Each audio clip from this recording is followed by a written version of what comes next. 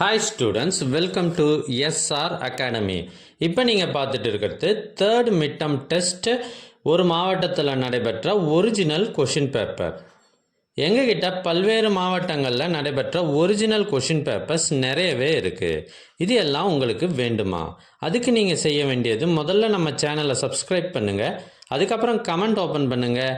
First கமெண்ட்டில் உங்களுக்கு தேவையான லிங்க் இருக்குது. இதில் அனைத்து சப்ஜெக்டுகளுக்குமான கொஷின் பேப்பர்ஸ் இருக்குது.